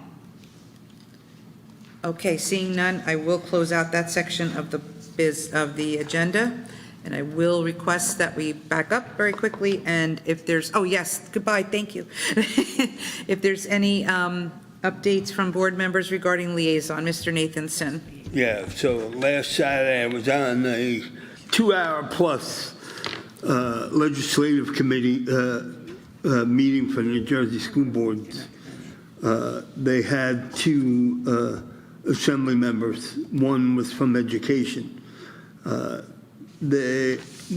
will be sending out tomorrow to the entire board. I just got all the minutes in the backup from that committee, and Mr. Federer too, regarding legislation that is in the hole, waiting to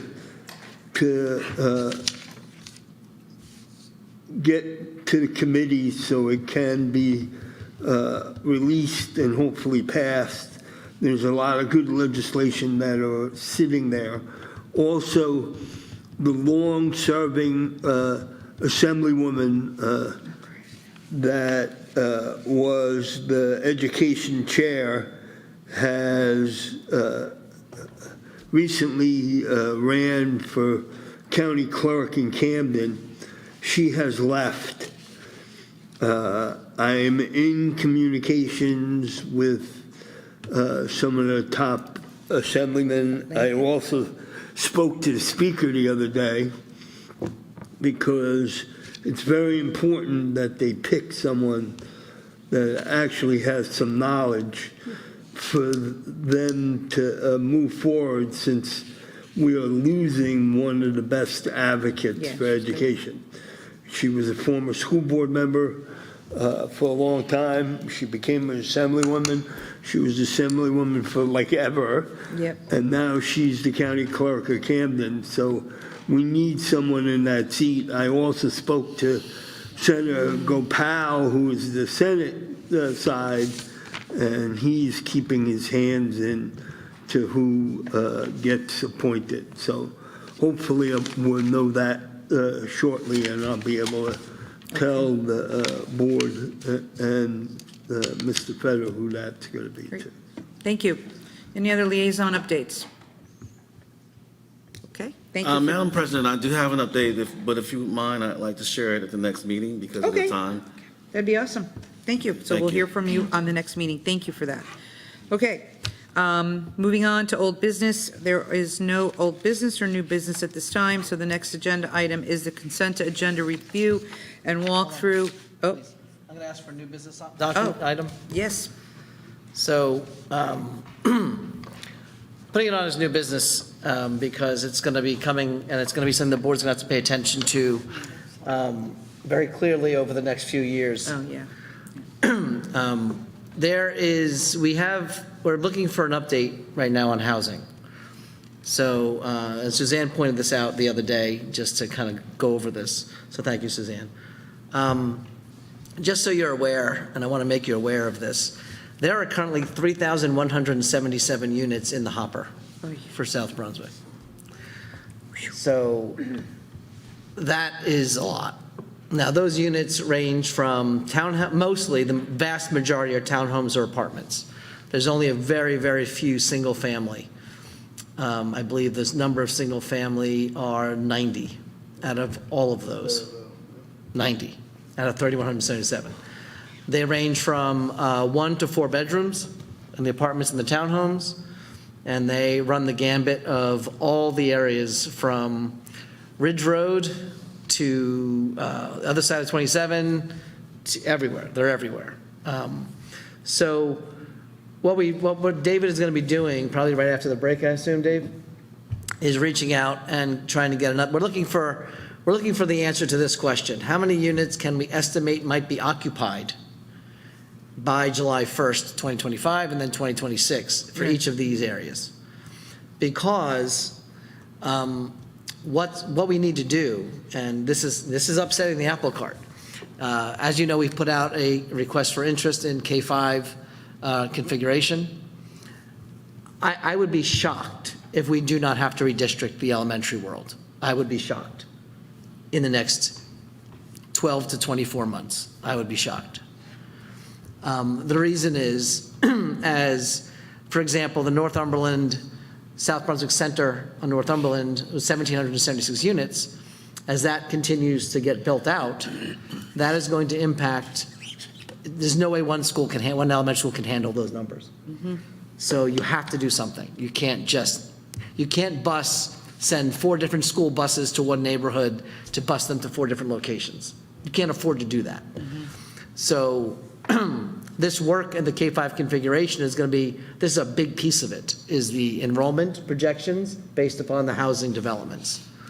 So David will be working with the township to get specific answers and their estimates, because the township isn't going to be able to predict exactly, but we want to know what the phase of each of these, where are they, what's the likelihoods, so that we can get an idea, because as early as September 25, we might have to make tweaks, small tweaks to the enrollment to deal with this. And this is going to be ongoing. And the problem you're going to face as a district is there's law on when you can even go to referendum on building. And building takes probably 3 years from start to finish, at least 3 years.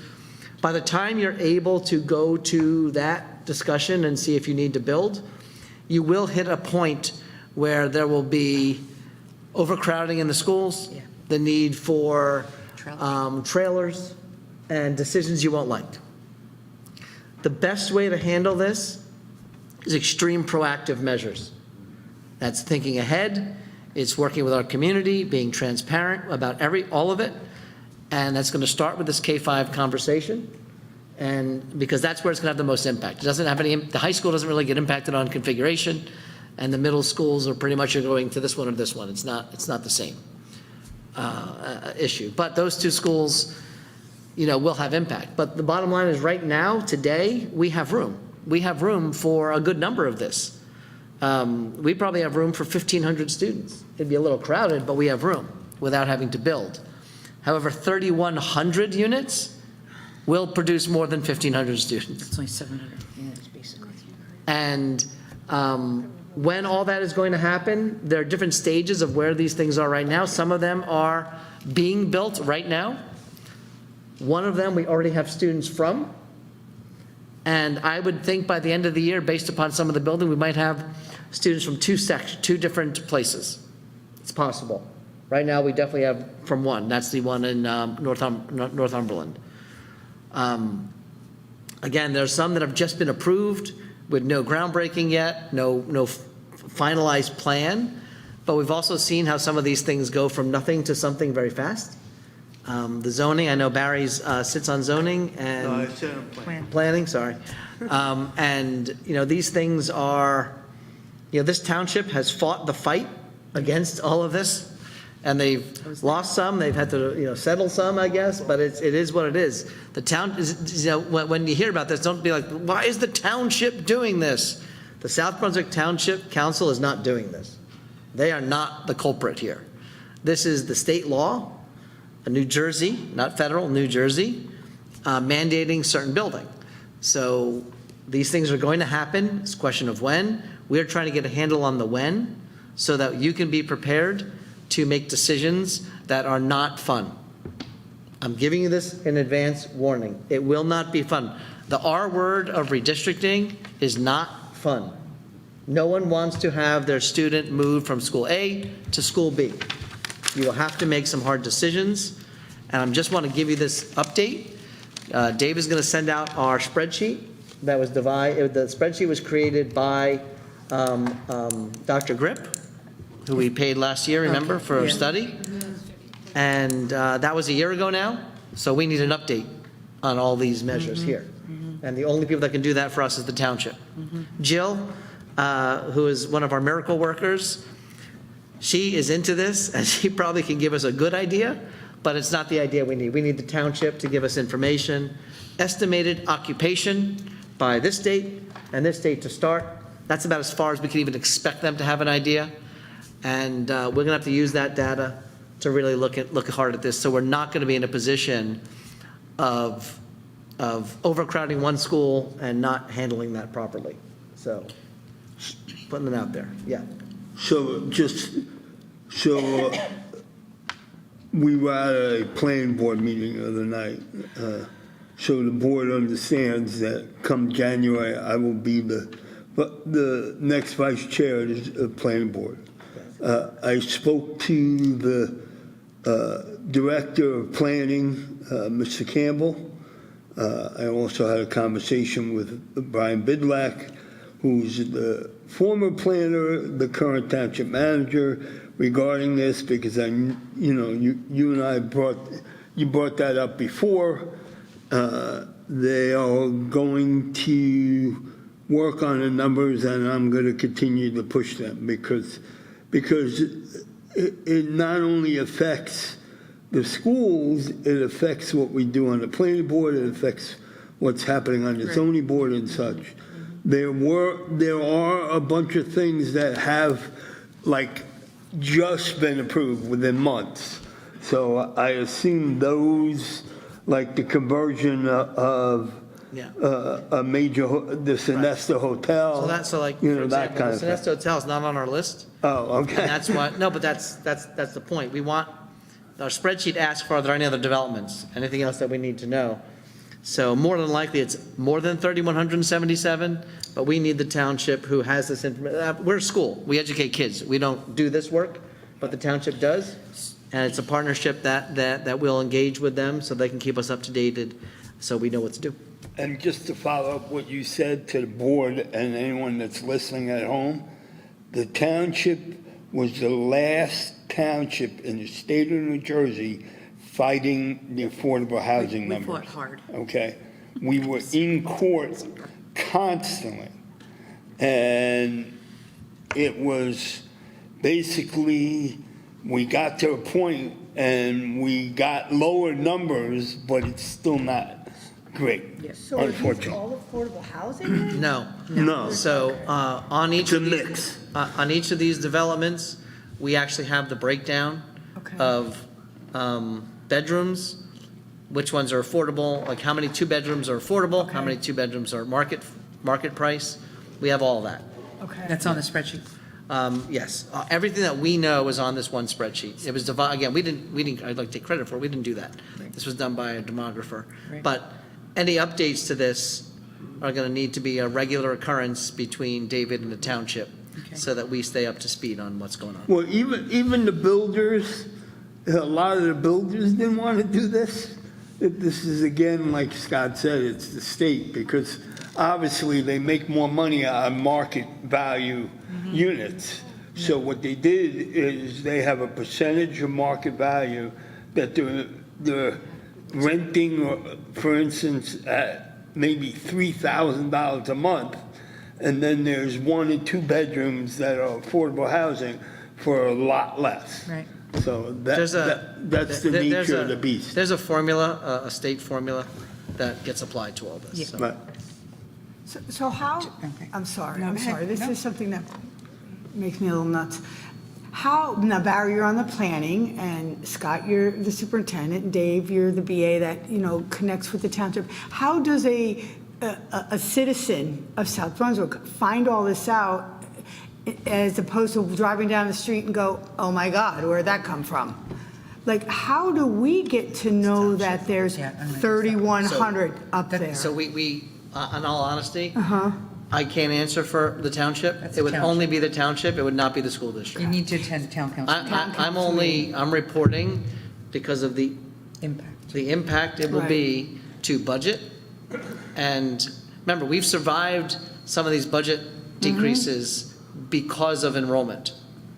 If enrollment stops decreasing and the 2% stays the same, and they even take more state aid, or even to keep state aid flat, the impact is going to be far greater than what we've already felt. We're going to be fighting again.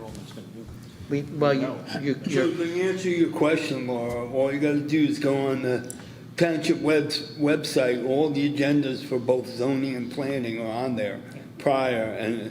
But right now, most of the stuff that the planning board is getting is commercial. Okay. Oh, is it? Okay. Does anybody have any other That's all questions? done already. No other questions here? So I have just 2 things. Should this be part of the Shared Services Committee, or from your perspective, and is it too early to determine that, but is there a need, and maybe you want to think about it, I just want to put it out there, is there a need for any separate committee associated with the redistricting, or where you are at this point? So answer to your first question, absolutely not, as Okay. far as shared service meeting. Okay. And the second one, you should pick an existing group, probably operations, to support the committee structure work on this. I don't think you're at the point now where you need a separate group. All right, so I'll ask then the chair right now, so Dave, any update that you could provide to the Business Operations Committee that can be reported back would be very good. Okay. And at this point, we shall keep housing update, or we'll come up with a different term for it. Just be old business. As old business. It's enrollment. Enrollment, okay, so it'll still be enrollment will be added to new old business, and we'll expect updates each meeting. If there isn't any, that's fine, of course, but it will remain as old business until such time it no longer needs to be. Any other questions for Mr. Fetter on that? No? All right, we're good. All right, Mr. Pulowski, excuse me. Consent agenda review, please. Consent agenda review. Consent agenda review, we have our business board operations. We have a bills list, some financials, some transfers.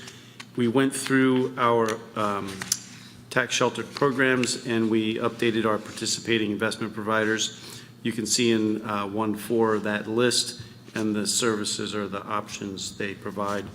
We have a budget calendar we're approving. We're accepting official certification of election results. We are approving a parental contract. We have our HIB self-assessment school district grades that we saw our presentation this evening. We're approving that presentation and those numbers. We have an athletic shared service agreement with our hockey teams with North Brunswick.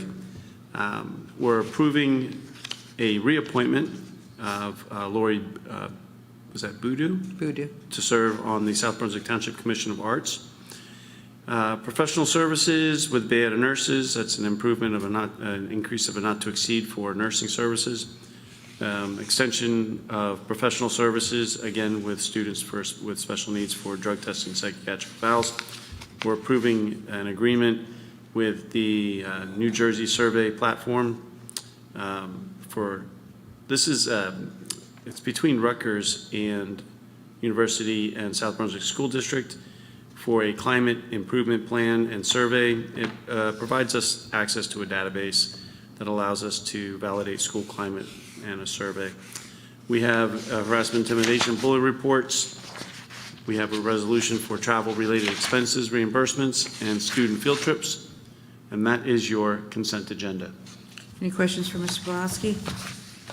If you could also just, when you have a chance, just sidebar here, could you just send out the updates for the general fund, since we haven't had a finance committee meeting, to the board so that we could see what the status is on the funds? Okay. Like General Fund 10, that'd be helpful. Any questions?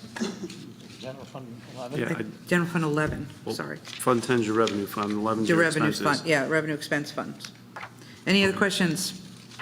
All right, so I need a motion and a second for consent agenda, please. Motion. Ms. Hernandez, motion, second. I got one down here, sorry. Mr. Krishna, second. Roll call, please. Sorry. Ms. Julie Farrar, Accept. Ms. Laura Hernandez, Yes, but I abstain from 8.13. 8.13. Ms. Deepa Karthik, Yes. Alicia's absent. Mr. Raja Krishna, Yes. Mr. Mike Mitchell, Yes, but abstain from item A, 1.3, page 9. Mr. Barry Nathanson, Yes. Dr. Smitha Raj, Yes. Mrs. Lisa Rogers. Yes, Motion carries. thank you, sir. Actually, Mrs. Deepa Karthik, did you vote? Yes. I got you. All righty. Very Perfect, quiet. thank you. Mixed up on my boxes. No problem, thank you. Motion carries. Thank you, sir. All right, next is the public comments. This is the second opportunity for the public to comment on any matter. Do we have any members who pre-registered for the second comments? Mr. Pulaski? None. None. Are there any audience members who wish to make a public comment in this section? Seeing none, we will close this section of the agenda for second opportunity for public comment. Please note that our next scheduled board meeting is set for Thursday, January 9th, 2024. I'd also like to welcome Lourdes as Mr. Fetter's new assistant. We welcome you, and we look forward Just gotta add that, to working with you. She's been overlapping with Murph, and I think Murph's been training for how to torment me. Yes, good, good. I'm going to miss hearing, "Hey, Murph, Lisa wants to know." So I'm going to expect to hear, "Hey, Lourdes." So we welcome you, and good luck to your new position. May I have a motion and a second to adjourn? Motion is, hold on, guys, I gotta do that. Move to motion is Dr. Raj. Second? Mr. Nathanson as his final second. All in favor? Any nays? On behalf of the Board of Education, I would like to wish the community a very happy, healthy winter break, and here's to a bright and successful 2025. Good night, everyone.